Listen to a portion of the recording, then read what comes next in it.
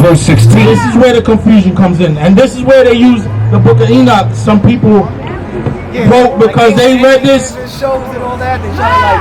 They try to like put their narrative, their little spin on it, right? Because you know what they were trying to do? Intertwine other gods into the Bible.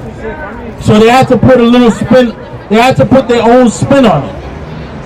Did this come like in Constantine's time, or was this like even before that? Before that, even before that. So this is old.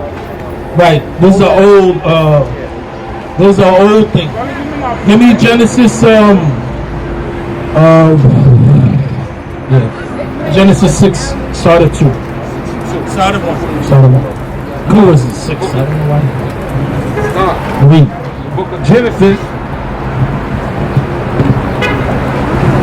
The book of Genesis, chapter 6 and verse 1. Now this is where the whole concept of Nephilim comes.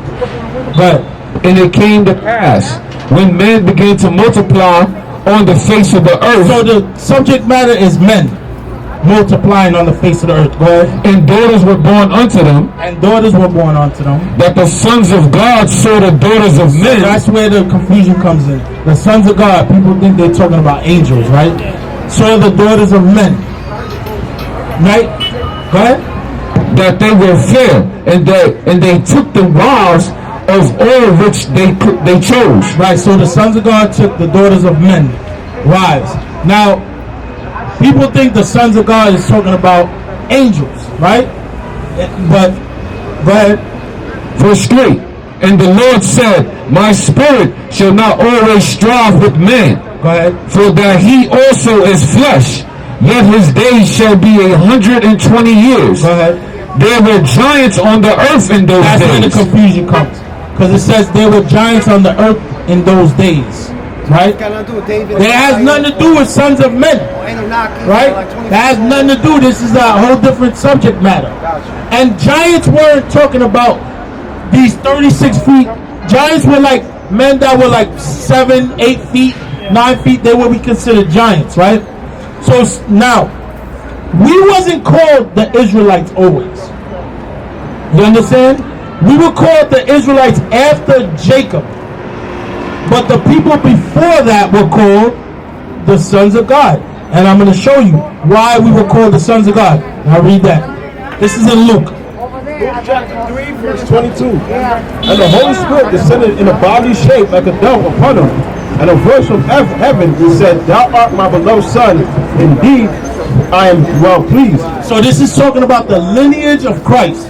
And Jesus himself began to be about 30 years of age, being, as was supposed, the son of Joseph, which is the son of Halai, which was the son of Matthias, which is the son of Levi. So it's going to run down all the sons, the ancestors. It's going to run down all the, jump down to the second to last, which is the son of Methuselah, which is the son so of... now these are the people that are being spoken about in Genesis 6, which was the sons of Methuselah, and the son of Enoch, which was the son of Enoch, and the son of Jared, the son of Jared, which is the son of Mahalalel, which is the son of Canaan, which is the son of Enos, which is the son of Seth, which is the son of Adam, which was now here, which is the son of Adam. Now watch this. Which was the son of God. That's why we call the sons of God, because the lineage goes back to God. When we say son, we talking about son. We talking about son. Like no, we talking about. Lineage? Yeah, because when you go back into the, when you go, what's up? Right. We say Jesus, we say Yeshua, or we say Jesus? We say Yahushua. Okay. Right? Because it said, in this, go to that, Matthew 1. Beautiful, thank you. I appreciate all y'all for all this. Watch this. Matthew 1, when they call him Jesus. Right. And he shall be called. Right. Matthew 1 and 21. And she shall bring forth a son, and thou shalt call him Jesus. For he shall save his people from their sins. So in the scriptures, right? In the scriptures, God gave people according to what they were going to be in the earth. So his name is Jesus because it means his salvation, or he is salvation, right? But we took it back to the real Hebrew. You understand? So now we know God is, he is, right? That's what YHWH, that's called the tetragrammaton, right? YHWH means he is, or he exists, or the existing one. That's what the meaning is, right?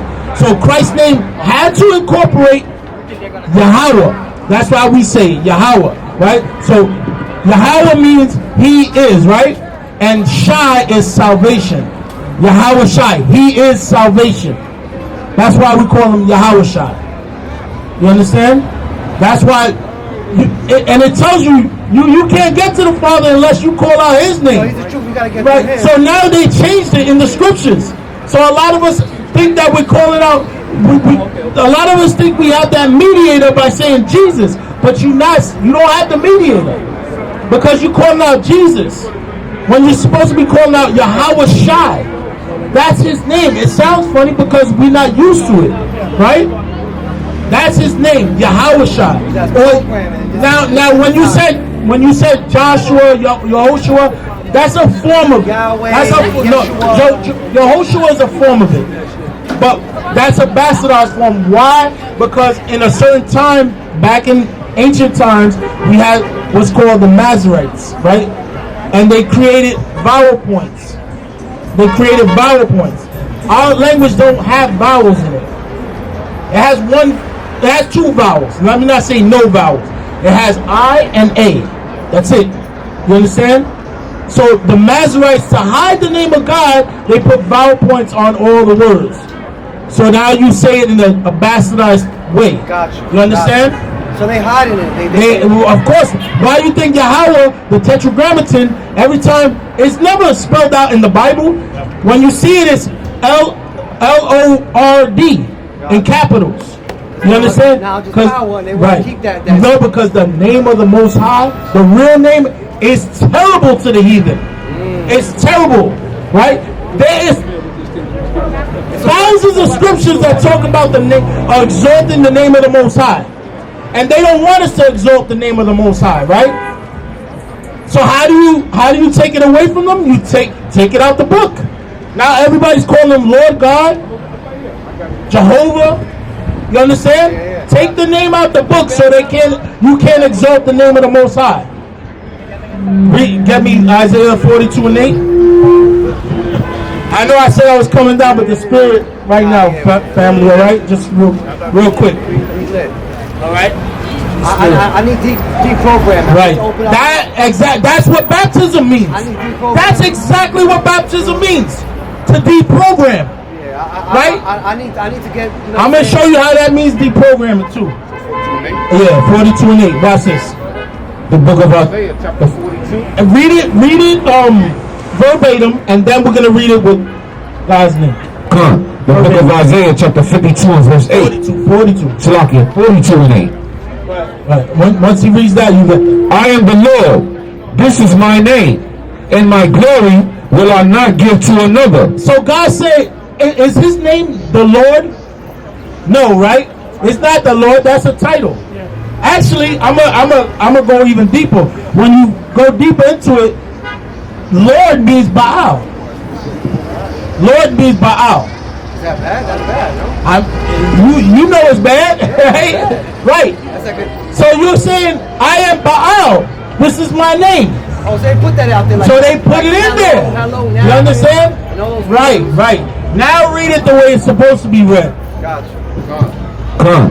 The book of Isaiah chapter 42 and verse 8. I am Yahweh.